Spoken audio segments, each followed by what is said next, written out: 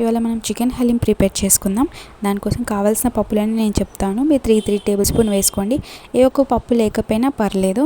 ఎర్రపప్పు, మినపప్పు, శనగపప్పు, బాస్మతి రైస్, పెసరపప్పు కావాలి. ఇంకా కొంచెం గోధుమ రవ్వ, బాదం, పిస్తా కూడా బాగా కడుక్కొని మనం 1 గంట సేపు నానబెట్టుకోవాలి. ఇది నానేసేపట్లో మనం చికెన్ మ్యారినేట్ చేసుకుందాము.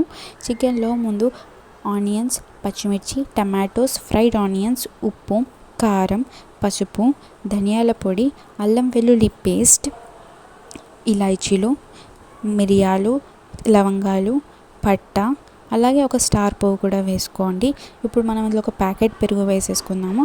1 టీ స్పూన్ నెయ్యి, ఇంకా ఫ్రై చేసుకున్న ఆయిల్ వేసేసుకొని బాగా కలుపుకొని ఒక 2 గ్లాసెస్ ఆఫ్ వాటర్ వేసుకొని 5 విజిల్స్ వచ్చే వరకు పొయ్యి పైన పెట్టుకుందాము. ఈ లోపల మన పప్పులు నానిపోయి ఉంటాయి.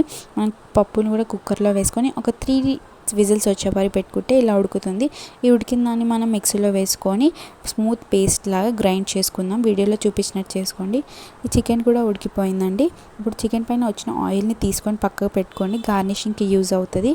ఇప్పుడు మనం చికెన్ని బాగా మెదిపేసేయాలన్నమాట. పీసెస్ అవ్వాలి. తర్వాత మనం పప్పుల పేస్ట్ కూడా అంతా వేసేసుకొని బాగా కలిపేసేసి 10 మినిట్స్ మనం పొయ్యి పైన పెట్టాలి. కొంచెం చిక్కబడుతుంది. అంతేనండి, మన చికెన్ హలీం రెడీ. ఇప్పుడు దీన్ని మనం సర్వ్ చేసుకుందాం.